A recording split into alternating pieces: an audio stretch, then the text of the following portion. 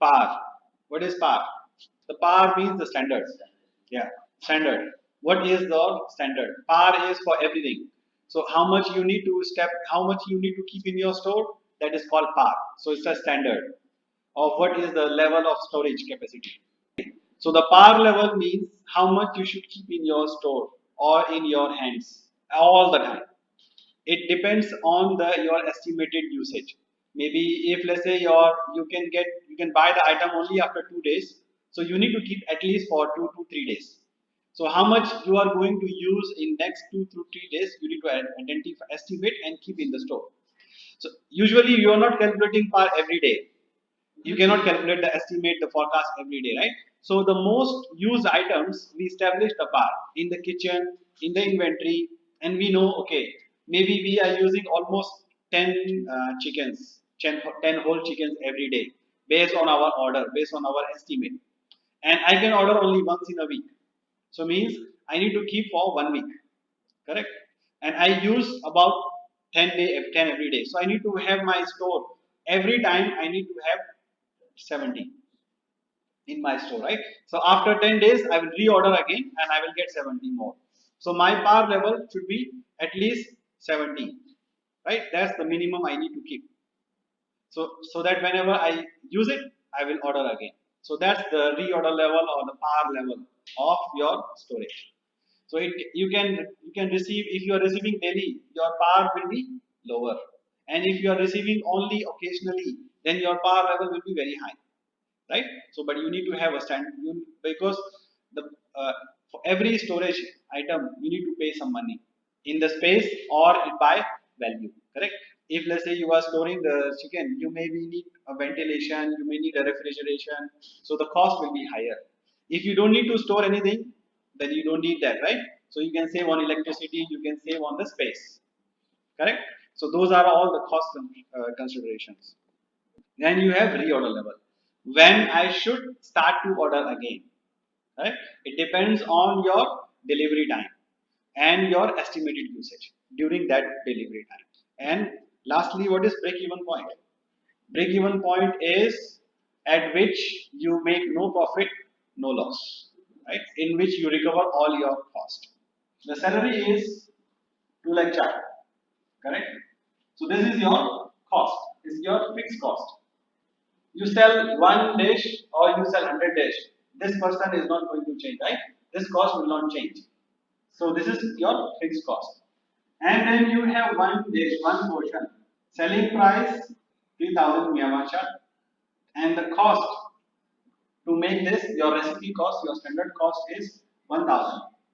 So you make, every time you sell one dish, one portion, you are making 2000 Myanmar chart as a profit. Correct? So your break-even point means how many portion I need to sell to recover my fixed cost. So what we will do is we will divide 2000, 2 lakh from 2000. So the answer will be 100. So if I sell 100 portion, my total sale will be 3 lakh. Correct? If I sell 100 portions, my cost will be 100 based on 100. It will be 100,000. So I make a net contribution of 2 lakh. My salary is 2 lakh also. So I make no profit. So no profit, no loss. If I sell less than 100, this will become lower than 100, right? So I will lose. I will be in minus. But if I sell more than 100, I will be in plus because I can get more money, right? So the break even point is 100. So this is how we calculate the break even point. So your break-even point will depend on the selling price. Your break-even point will depend on the cost price and also your fixed cost.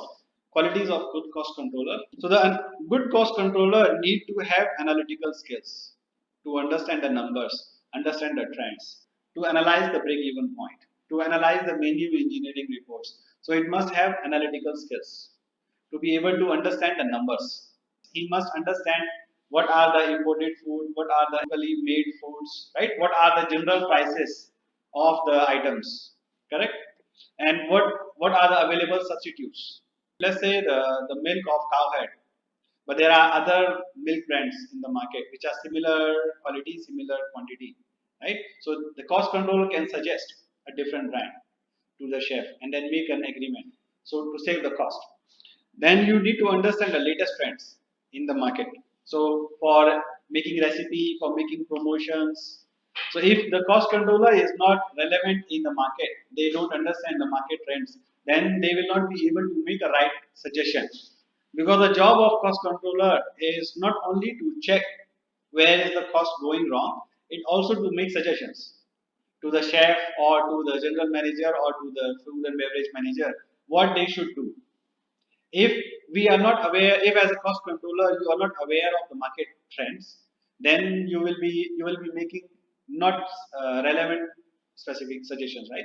You will be making irrelevant suggestions.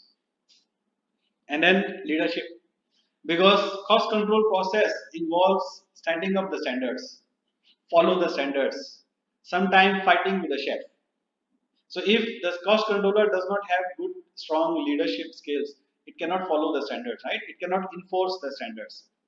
There are many things which you need to check, or which cost controllers need to check.